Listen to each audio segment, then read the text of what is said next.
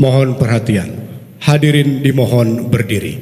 Presiden Republik Indonesia tiba di tempat acara video conference.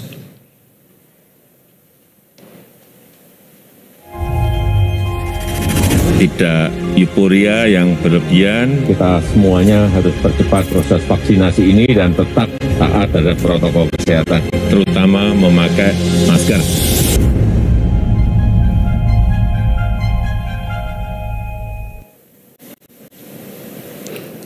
Lagu Kebangsaan Indonesia Raya.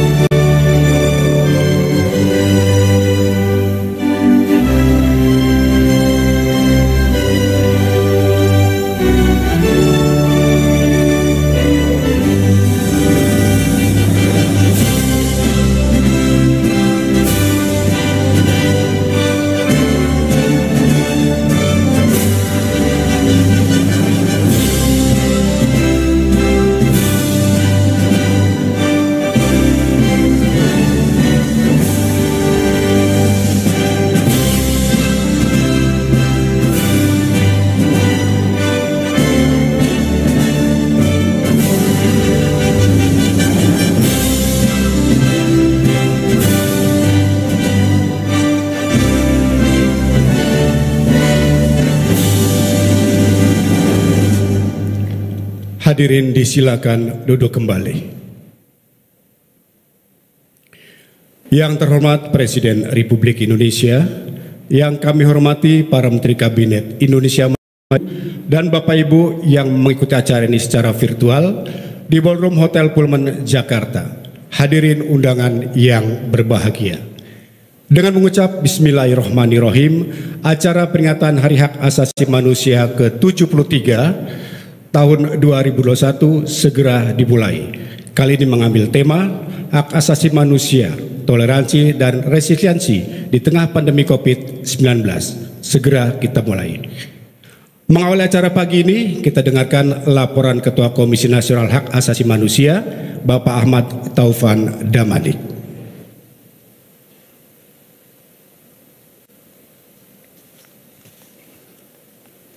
Bismillahirrahmanirrahim. Assalamualaikum warahmatullahi wabarakatuh. Selamat pagi, salam sejahtera, salam damai buat kita semua dan seluruh bangsa Indonesia. Yang saya hormati Presiden Republik Indonesia Bapak Insinyur Haji Joko Widodo, Menteri Koordinator Bidang Politik, Hukum dan Keamanan Bapak Profesor Mahfud MD, Menteri Hukum dan Hak Asasi Manusia Bapak Profesor Yasona Hamonangan Lauli, Bapak Menteri Agama Yakut Khalil Khomas, Bapak Menteri Sekretaris Negara Profesor Dr. Pratikno, para pimpinan lembaga negara yang hadir di Istana Merdeka, dan seluruh undangan yang hadir di Pullman maupun yang mengikuti melalui media Zoom dan YouTube. Hari ini di seluruh dunia, seluruh bangsa memperingati 10 Desember sebagai Hari Hak Asasi Manusia Sedunia yang menandai 73 tahun diadopsinya Deklarasi Universal Hak Asasi Manusia. Hari yang bersejarah bagi peradaban dunia yang menegaskan nilai-nilai martabat manusia dan keadilan untuk menjadi acuan dasar di dalam pembangunan bangsa-bangsa di seluruh dunia. Nilai kemanusiaan menduduki posisi penting di dalam menata kemajuan peradaban dunia yang adil, makmur, dan sejahtera. Deklarasi Universal Hak Asasi Manusia tidak saja menjadi acuan hukum dan hak asasi manusia di seluruh negara yang menghormati demokrasi dan prinsip keadilan, tetapi juga menjadi inspirasi yang mewarnai seluruh sendi-sendi kehidupan di bidang sosial politik, sosial ekonomi, sosial budaya, maupun seluruh sendi kehidupan pribadi, masyarakat, bangsa, dan negara. Harkat dan martabat manusia menjadi tujuan tertinggi dan termulia yang mesti dihormati dan dilindungi tanpa kecuali.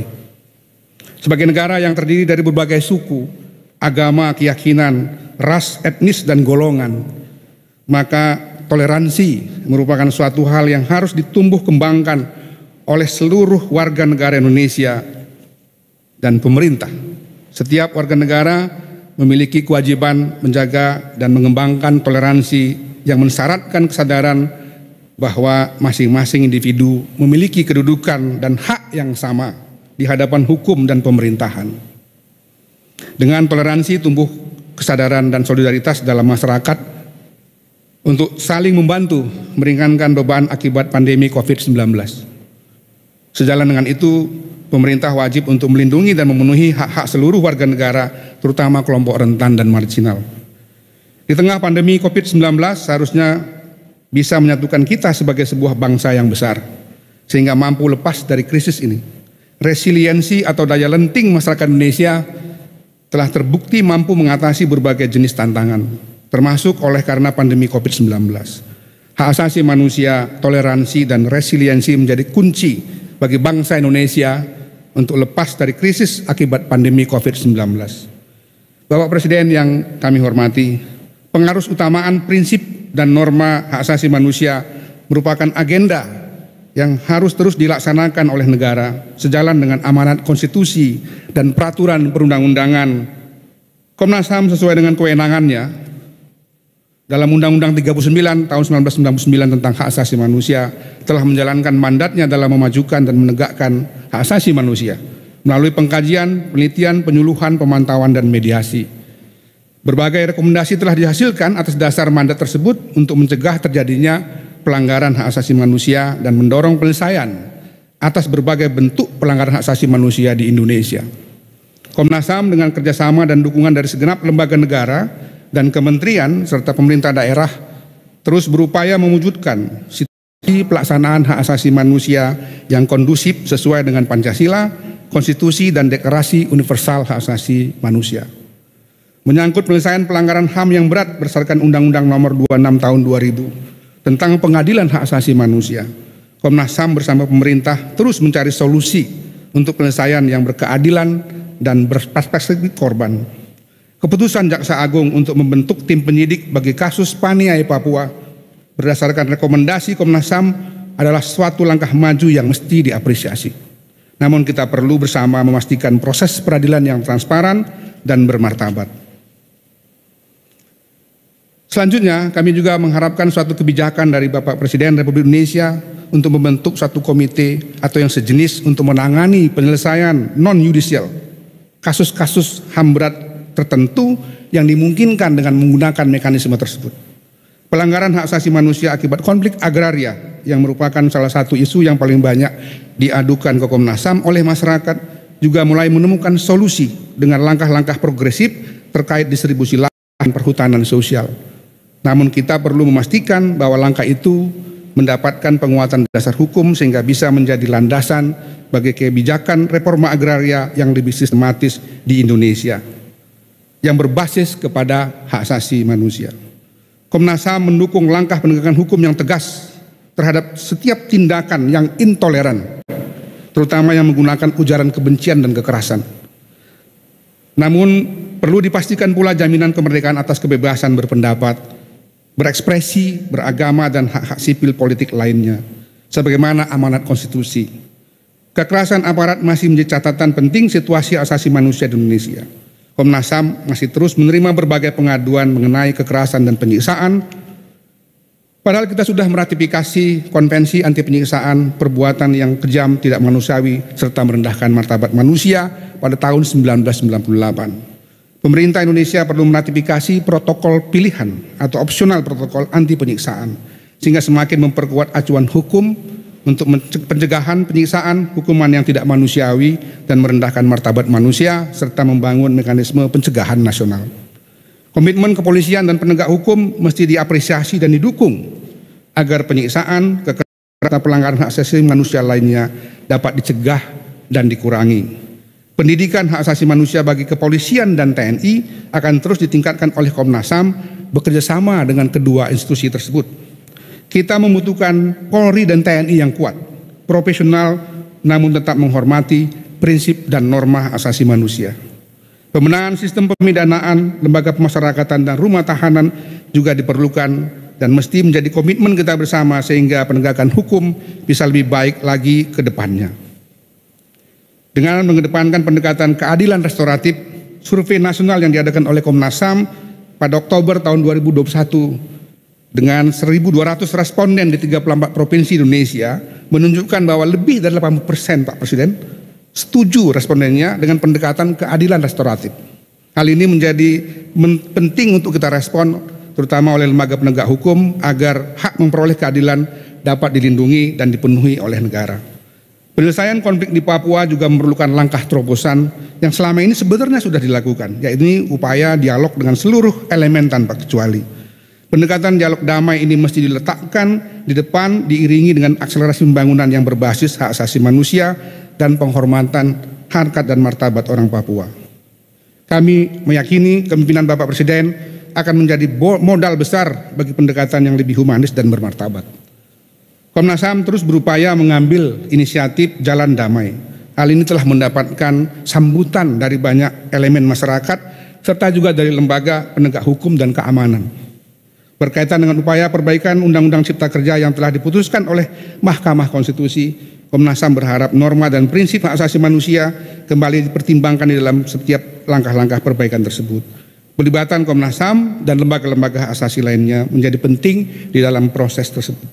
Bapak Presiden yang saya hormati, bersamaan dengan perayaan Hari HAM Sedunia yang ke-73 ini, Komnas HAM dan Menteri Agama Republik Indonesia bersama-sama akan menyelenggarakan konferensi internasional Islam dan hak asasi manusia pada tanggal 10 dan 11 Desember 2021. Langkah ini penting bukan saja untuk menegaskan bahwa tidak ada dikotomi antara nilai-nilai hak asasi manusia dengan nilai dan ajaran Islam, sebagaimana juga nilai demokrasi dan Islam. Tetapi langkah ini juga menandai inisiatif bangsa Indonesia untuk mendorong dunia Islam berkontribusi kepada perkembangan pikiran-pikiran hak asasi manusia di dunia. Indonesia mesti menunjukkan kepemimpinan internasional, terutama di antara negara-negara dengan penduduk muslim yang besar, dan mesti menjadi model terbaik bagi wacana dan praktek Islam dan hak asasi manusia yang berperan penting bagi kemajuan peradaban modern yang religius, menghormati nilai kemanusiaan, keadilan, keterbukaan, dan kesetaraan. Karena itu sudah semestinya dalam peringatan 10 Desember ini sebagai Hari HAM adalah satu momentum revolusioner perubahan pemikiran, kebijakan, dan sikap kita semua, baik negara, masyarakat, bahkan tiap individu, untuk secara bersama-sama, bahu-membahu di dalam semangat solidaritas nasional, bahkan internasional, memperjuangkan harkat dan martabat manusia, nilai-nilai keadilan dan demokrasi menjadi napas setiap gerak kehidupan kita semua. Indonesia yang jaya adalah masa depan bagi kita semua, di mana nilai-nilai kemanusiaan dijunjung tinggi, dihormati, dan dilindungi. Semoga Tuhan Yang Maha Esa senantiasa melindungi seluruh bangsa Indonesia. Taufiq wal hidayah. Assalamualaikum warahmatullahi wabarakatuh. Selamat pagi, salam sejahtera, salam damai buat semua. Terima kasih.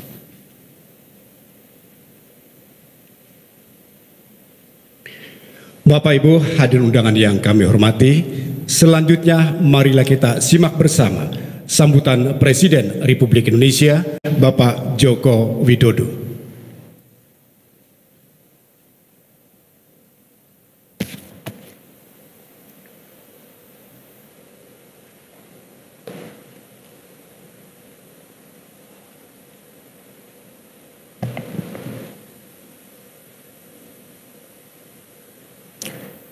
Bismillahirrahmanirrahim.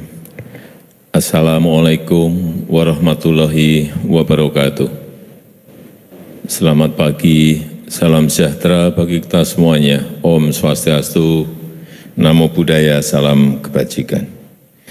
Yang saya hormati para Menteri Kabinet Indonesia Maju, yang saya hormati para pimpinan lembaga negara, yang saya hormati Ketua Komisi Nasional Hak Asasi Manusia Republik Indonesia, beserta seluruh pimpinan dan jajaran Komnas HAM, seluruh pegiat HAM yang saya hormati, hadirin yang saya muliakan. Saya memahami mengapa tahun ini Komnas HAM mengangkat tema yang berbeda dibanding tahun-tahun sebelumnya. Temanya yaitu HAM, toleransi, resiliensi di tengah pandemi COVID-19. Ini menggambarkan situasi yang tepat untuk saat ini. Kegelisahan yang dirasakan oleh Komnas HAM adalah juga yang dirasakan pemerintah dan juga yang dirasakan oleh masyarakat. Selama 2 tahun kita telah berjuang untuk memenuhi hak asasi manusia Indonesia dalam menghadapi krisis kesehatan dan krisis perekonomian akibat pandemi COVID-19. Kita semuanya berusaha keras agar masyarakat memperoleh rasa aman dari ancaman pandemi. Kita juga berusaha agar masyarakat memperoleh rasa aman dari ancaman kelaparan dan ancaman pengangguran. Walaupun ancaman pandemi masih membayangi dunia, tetapi alhamdulillah perjuangan kita bersama-sama tidak sia-sia. Indonesia termasuk 1 dari 5 negara di dunia yang berhasil menekan pandemi COVID ke level terendah, ke level 1. Dan juga alhamdulillah berhasil menjaga stabilitas ekonomi nasional kita. Bapak Ibu yang saya hormati, upaya pemenuhan hak asasi di bidang sosial, di bidang ekonomi, di bidang budaya harus kita upayakan terus-menerus.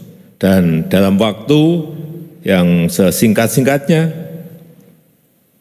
kita harus mengentaskan kemiskinan ekstrim pada angka 0%. Dan ini saya sampaikan berkali-kali kepada para menteri mengenai ini. Kita juga harus membuka kesempatan kerja seluas-luasnya. Kita harus menjamin akses pelayanan pendidikan, kesehatan yang terjangkau dan merata. Dan kita harus menjamin kebebasan beragama serta kebebasan menjaga adat dan budaya. Untuk meningkatkan akses keadilan sosial, ekonomi, dan budaya bagi seluruh rakyat Indonesia dimanapun berada, pemerintah terus bekerja keras untuk membangun dari pinggiran, membangun dari desa, membangun dari perbatasan.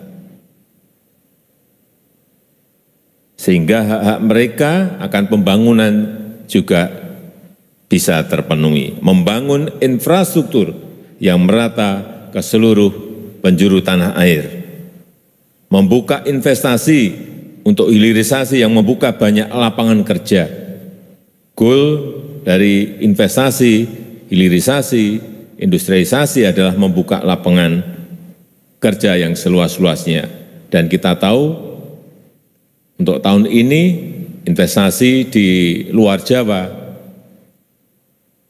ini lebih besar dari investasi yang di Pulau Jawa, dan memberikan bantuan sosial untuk membantu kelompok masyarakat yang kurang beruntung. Itulah mengapa pemerintah bekerja keras untuk mengundang investasi dari dalam maupun dari luar negeri, menerbitkan Undang-Undang Cipta Kerja, memperbaiki ekosistem investasi, termasuk perbaikan perizinan berusaha melalui online single submission OSS dalam rangka membuka lapangan kerja yang sebanyak-banyaknya, dalam rangka membuka lapangan kerja yang seluas-luasnya, yang berkualitas bagi seluruh warga negara kita. Pada pertengahan tahun ini, pemerintah telah menerbitkan Perpres nomor 53 tahun 2021 mengenai Rencana Aksi Nasional Hak Asasi Manusia tahun 2021-2025. Rencana aksi ini dimaksudkan untuk melaksanakan penghormatan, perlindungan, pemenuhan, penegakan, dan pemajuan HAM di Indonesia. Dan sasaran utamanya terutama kelompok perempuan, anak, kelompok masyarakat adat, dan penyandang disabilitas. Perpres nomor 53 ini juga menegaskan bahwa penegakan HAM bukan hanya mencakup penghormatan dan perlindungan hak sipil dan politik saja. Penegakan HAM juga mencakup pemenuhan hak ekonomi, hak sosial dan budaya, terutama menyasar pada kelompok-kelompok rentan yang bukan hanya perlu kita lindungi, tetapi juga kita penuhi hak-haknya. Minggu yang lalu, saya telah melantik untuk pertama kalinya Komite Disabilitas Nasional. Komite ini menunjukkan komitmen kita untuk memastikan dan memantau penghormatan, perlindungan, pemenuhan hak penyandang disabilitas, dan merupakan wujud dari implementasi dan pemantauan terhadap Convention of the Right of Person with Disabilities. Sekali lagi, agar setiap warga negara mendapatkan hak-hak yang sama tanpa merasa diabaikan dan dibedakan. Bapak Ibu yang saya hormati, jaminan hak-hak sipil, politik, dan hukum juga harus menjadi perhatian kita bersama. Semua warga negara memiliki hak dan kedudukan yang setara dalam politik dan hukum. Semua warga negara berhak mendapatkan perlindungan yang sama dari negara tanpa membeda-bedakan suku, agama, gender, ataupun ras. Semua warga negara berhak mendapatkan kesempatan yang setara dalam mendapatkan pelayanan dari negara dan berhak atas pekerjaan dan penghidupan yang layak.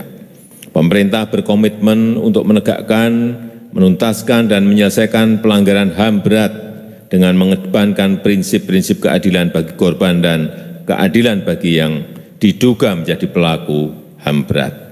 Pasca Undang-Undang Nomor 26 Tahun 2000 tentang Pengadilan HAM, pemerintah melalui Jaksa Agung telah mengambil langkah untuk melakukan penyidikan umum terhadap peristiwa pelanggaran HAM berat. Salah satunya tadi sudah disampaikan oleh Bapak Ketua Komnas HAM adalah kasus Paniai di Papua tahun 2014. Berangkat dari berkas hasil penyidikan dari Komnas HAM, Kejaksaan tetap melakukan penyidikan umum untuk menjamin terwujudnya prinsip-prinsip keadilan dan kepastian hukum. Bapak Ibu yang saya hormati, perkembangan revolusi industri 4.0 juga menuntut kita untuk mengantisipasi beberapa isu HAM. Saya memahami adanya kegelisahan dan kekhawatiran masyarakat terhadap sanksi pidana dalam Undang-Undang Informasi dan Transaksi Elektronik, Undang-Undang ITE. Kapolri sudah menindaklanjuti perintah yang saya instruksikan untuk mengedepankan edukasi dan langkah-langkah persuasif dalam penanganan perkara ITE. Jangan ada kriminalisasi terhadap kebebasan berpendapat. Atas dukungan DPR, saya telah memberikan amnesti terhadap Ibu Baik Nuril dan juga Bapak Saiful Mahdi yang divonis melanggar Undang-Undang ITE. Namun saya juga ingatkan bahwa kebebasan berpendapat harus dilakukan secara bertanggung jawab kepada kepentingan masyarakat yang lebih luas. Perlindungan data pribadi juga menjadi perhatian serius pemerintah dan menjadi bagian yang tidak terpisahkan dari hak asasi manusia. Untuk itu saya telah memerintahkan Menkominfo serta kementerian dan lembaga terkait untuk segera menuntaskan pembahasan rancangan Undang-Undang RUU Perlindungan Data Pribadi bersama-sama dengan DPR. agar perlindungan hak asasi masyarakat dan kepastian berusaha di sektor digital dapat terjamin. Perkembangan ilmu pengetahuan dan teknologi ini harus terus kita ikuti untuk menjaga agar tidak ada yang dirugikan secara tidak berkeadilan dalam dunia yang penuh disrupsi sekarang ini. Kita harus selalu berinovasi dalam upaya melindungi hak asasi warga negara Indonesia, terutama kelompok warga yang marginal. Kita harus membangun Indonesia maju dan sekaligus menjamin keadaan sosial bagi seluruh rakyat Indonesia. Saya rasa itu yang ingin saya sampaikan. Kesempatan yang baik ini, selamat Hari HAM sedunia. Terima kasih. Wassalamualaikum warahmatullahi wabarakatuh. Om Santi Santi Santi Om.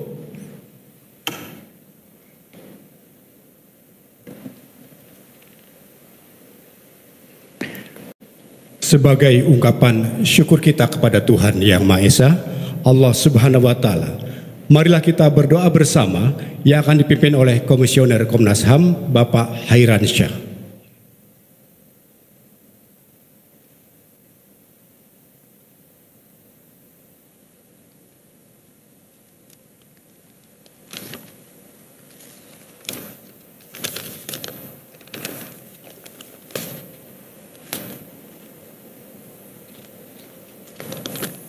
Assalamualaikum warahmatullahi wabarakatuh. Mari kita bersama-sama berdoa sejenak kepada Tuhan Yang Maha Kuasa. Bismillahirrahmanirrahim. Alhamdulillahirabbil alamin. Allahumma shalli ala Sayyidina Muhammad wa ala ali Sayyidina Muhammad. Hasbunallah wa ni'mal wakil. Nikmal maula wa nikmal nasir. Maha suci Allah yang telah mempertemukan kita dalam majelis yang mulia ini dalam rangkaian memperingati Hari Hak Asasi Manusia Sedunia tahun 2021. Agama mengajarkan barang siapa yang memelihara kehidupan seseorang manusia, maka sesungguhnya ia memelihara kehidupan manusia seluruhnya.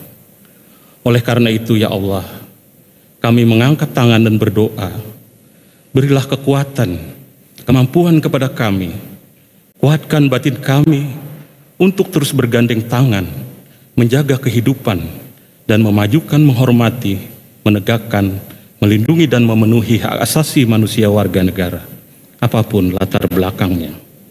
Ya Allah yang Maha Pemberi kesejahteraan dan pemberi keamanan, di tengah pencapaian peradaban dunia yang semakin maju dan modern, keberadaan hak asasi manusia menjadi semakin penting dan diharapkan mampu menjadi penjaga perdamaian, pelita dalam kehidupan untuk bertumbuh bersama dalam kesetaraan dan keragaman yang ada. Ya Allah, permudah segala urusan kami, permudah segala urusan para pemimpin kami, kuatkanlah para pemimpin kami untuk berhikmat dan terus berjuang dalam memajukan, menghormati, melindungi, memenuhi hak asasi manusia warga negaranya sebagai kewajiban konstitusional yang sudah digariskan dalam Undang-Undang Dasar 1945. Ya Allah, jadikanlah bangsa kami, bangsa Indonesia, sebagai bangsa teladan dalam menerapkan prinsip-prinsip hak asasi manusia. Karena dengan tegaknya prinsip tersebutlah peradaban kami akan semakin kokoh dan maslahah. Indonesia akan terus menjadi ruang hidup yang damai bagi setiap manusia. Ya Allah yang Maha Pencegah dan Maha Melindungi, selamatkanlah pula bangsa kami dari segala macam musibah, penyakit, dan mara bahaya, serta berulangnya pelanggaran hak asasi manusia. Kami menyadari ya Allah, banjir bandang, gunung meletus, tanah longsor, erupsi gunung berapi, dan juga pandemi adalah sejumlah cobaan yang tengah menimpa sejumlah wilayah di negara kami. Selamatkanlah kami ya Allah. Salimna ya Allah. Salimna ya Allah. Salimna. Allahumma rabbana atina fid dunya hasanah wa fil akhirati hasanah wa qina azabannar. Allahumma shalli ala Sayyidina Muhammad wa ala ali Sayyidina Muhammad walhamdulillahi rabbil alamin. Assalamualaikum warahmatullahi wabarakatuh.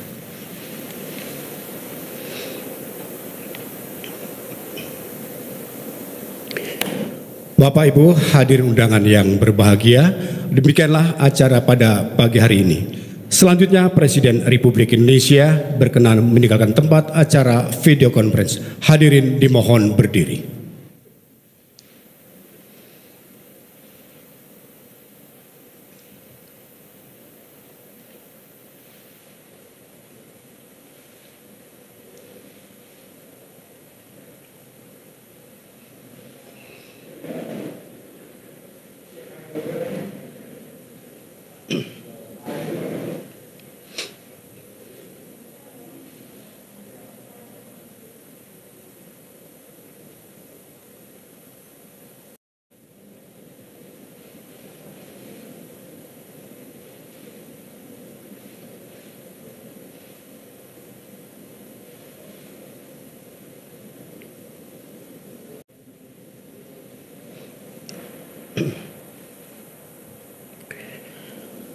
Dari Istana Negara Jakarta, kami ucapkan terima kasih atas segala perhatian dan kebersamaannya. Wabillahi taufiq wal hidayah. Tidak euforia yang berlebihan, kita semuanya harus percepat proses vaksinasi ini dan tetap taat terhadap protokol kesehatan, terutama memakai masker.